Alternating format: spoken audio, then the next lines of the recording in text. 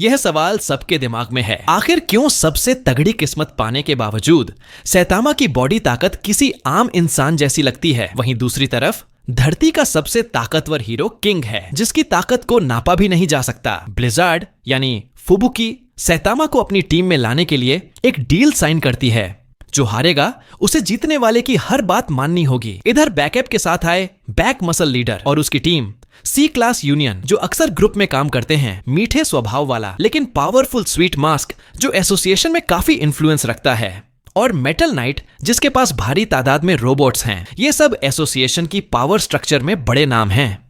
इन सब के बीच सबसे बड़ी और सबसे ऑर्गेनाइज्ड टीम है ब्लिजार्ड ग्रुप। फुबुकी की लीडरशिप में सबको बराबर क्रेडिट मिलता है ताकि किसी की रैंकिंग नीचे न गिरे। लैशस समझा रहा था कि सैतामा को टीम में क्यों चाहिए, लेकिन सैतामा थोड़ा बोर हो रहा था। लिली को हैरानी हुई कि वो क्यों मना कर रहा है। जब किसी ने कहा कि सैतामा को सबक सिखाते हैं, फुबुकी ने साफ मना कर दिया। फुबुकी जानती थी कि ये आदमी शायद बी क्लास में सबसे स्ट्रांग है, और तभी उसने सैतामा को टीम बैटल के लिए चैलेंज कर दिया। डील वही, हारने वाला जीतने वाले की हर शर्त मानेगा। अगले दिन मीटिंग रूम में सब इकट्ठे हुए। दरवाजा खुला और जो लोग अंदर आए उनमें थे S class rank 7 king, rank 3 बांग और रैंक 14 जेनोस। इतनी तगड़ी लाइनअप देख के सब हिल गए, लेकिन फुबुकी ने खुद को संभाला। जेनोस ने गुस्से में कहा कि टीचर का टाइम ऐसे बर्बाद मत करो। ये सुनकर सामने वाले पसीने पसीने हो गए। फुबुकी ने कॉन्ट्रैक्ट निकाला और सैतामा ने बिना सोचे साइन कर दिया। किंग ने हंसते हुए कहा, अगली बार डॉक्यूमेंट पढ़ लिया करना। फाइट शुरू हुई। जेनोस लड़ना चाहता था, लेकिन बांग ने कहा, पहले मैं वार्म अप कर लूं, क्योंकि हारने वाले को उसके डोजो में ट्रेनिंग करनी होगी। पर यह देखकर सब हक्के बक्के रह गए कि असली फाइट तो वीडियो गेम में होनी थी। बांग गेमिंग में बिल्कुल नया था तो हार गया। फुबुकी खुश थी क्योंकि उसकी टीम में एक्स प्रो गेमर थे। जेनोस की बारी आई, लेकिन उसने गुस्से में कंट्रोलर तोड़ दिया। सैतामा अंदर ही अंदर खुश हुआ, ये गेम तो मैं जीत ही जाऊंगा। आखिर में सिर्फ किंग बचा था। फुबुकी को लगा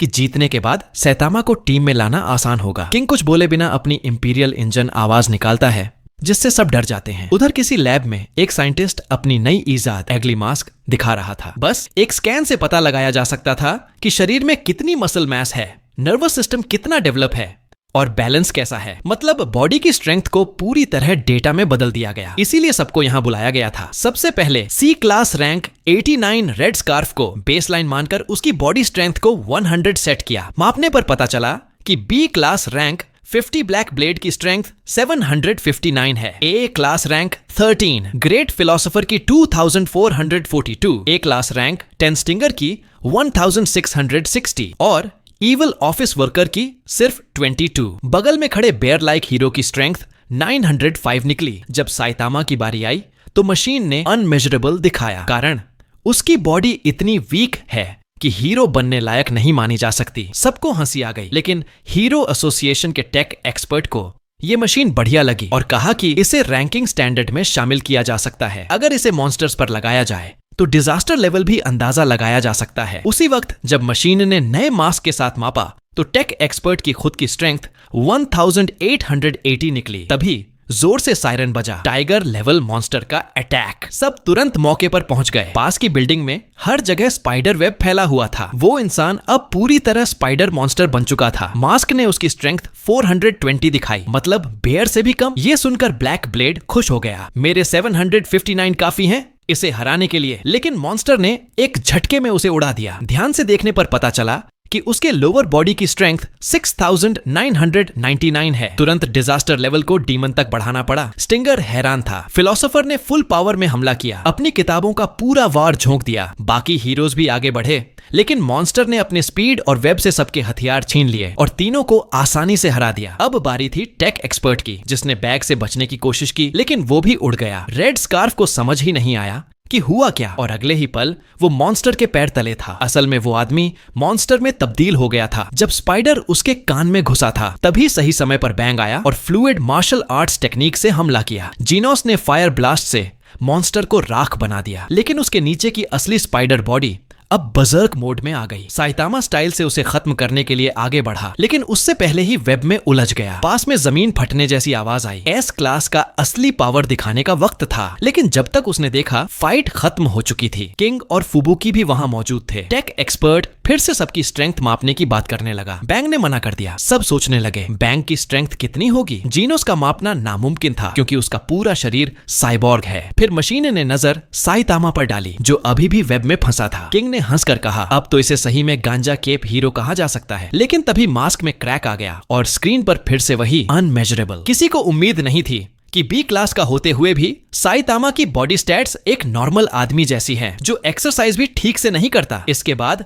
मशीन का टारगेट बना धरती का सबसे ताकतवर आदमी किंग। किंग का इंपीरियल इंजन जोर जोर से गूंजने लगा, लेकिन नतीजा फिर भी वही अनमेजरेबल। असल में मशीन की लिमिट ही 9999 थी। किंग की स्ट्रेंथ उस मशीन से बहुत ज्यादा थी। इसके बाद टेक एक्सपर्ट फुबुकी की तरफ बढ़ा। साइतामा ने गौर किया कि फुबुकी की हालत थोड़ी अजीब लग रही थी। शायद इस वजह से कि किंग अकेले 30 लोगों को हराकर जीत गया था, फुबुकी को बहुत हार का एहसास हुआ। उसका फाइटिंग स्पिरिट पूरी तरह टूट गया। उसे लगा कि न सिर्फ ताकत में बल्कि कनेक्शन में भी वो साइतामा से पीछे है। जब टेक एक्सपर्ट ने कैजुअली बोल दिया कि उसकी स्ट्रेंथ तो सी क्लास से भी कम है, फुबुकी का दिल और टूट गया। फिर भी उसने कॉन्ट्रैक्ट निभाने का फैसला किया। अंदर ही अंदर उसे एक डर था कि उसकी बी क्लास रैंक 1 वाली सीट, जिसे उसने हमेशा स्ट्रगल करके बचाया था, अब साइतामा छीन लेगा। साइतामा ने समझ लिया कि फुबुकी रैंकिंग को बहुत सीरियसली ले रही है। उसने कहा, नंबर्स और रैंकिंग्स जैसे सरफेस लेवल चीजों पर इतना ध्यान देने की जरूरत नहीं। फुबुकी को लगा कि साइतामा जैसे लोग ये बात समझ ही नहीं सकते। उसने कहा, ये सब दिखाने के लिए है कि हम दूसरों से बेटर हैं, ताकि कोई हमारी कमजोरियों को न देख पाए। किंग भी ऐसा ही है, हमेशा अनरीचेबल लगता है। साइतामा हैरान था, तो क्या इसका मतलब तुम लोग कभी सीरियसली फाइट ही नहीं करोगे? तभी तीनों को अचानक एक अजीब सी एनर्जी महसूस हुई। फुबुकी ने खुद को संभाला और कहा, अब मुझे दूसरों की नजरों की परवाह नहीं। दीदी भी कह चुकी है कि अपनी तरह से लड़ना ही सही रास्ता है। तभी डेड मॉन्स्टर के शरीर से बहुत सारे छोटे छोटे स्पाइडर्स बाहर आने लगे। सब घबरा गए। फुबुकी ने कंसंट्रेशन किया और अपनी साइकिक पावर से सब स्पाइडर्स को एक जगह खींच लिया। उसने कहा, चाहे दीदी और वो गंजा आदमी साइतामा मुझसे स्ट्रॉन्ग क्यों ना हो, मैं अपनी तरह से लड़ती रहूंगी। उसने साइतामा के ऊपर से जाले हटा दिए और मुस्कुराते हुए पीछे मुड़कर बोली, मैं बस थोड़ी देर के लिए वीक फील कर रही थी। फिर कूल अंदाज में वहां से जाने लगी। साइतामा ने हंसकर कहा, रुको, कॉन्ट्रैक्ट के हिसाब से तुम्हें हमें डिनर खिलाना पड़ेगा। टेक एक्सपर्ट ने मीनवाइल मॉन्स्टर के डेड बॉडी को गौर से देखा और सोचा, ये तो शायद टोर्नेडो की टीम का आदमी था, इतनी डेंजरस पावर रखता था। फिर उसने सोचा कि ये मशीन प्रैक्टिकली लड़ाई में काम की नहीं है। जब उसने मास्क को फिर से ट्राई किया तो पता चला कि वो पूरी तरह टूट चुका है। शाम को सब मैमथ रेस्टोरेंट पहुंचे। तीनों ने हल्की मुस्कान के साथ मेन्यू फुबुकी को दे दिया। तुम्हें ऑर्डर कर लो। फुबुकी ने बड़े कॉन्फिडेंस से ऑर्डर दिया, क्योंकि परफेक्ट फिगर बनाए रखने के लिए कैलोरी काउंट तो जरूरी है।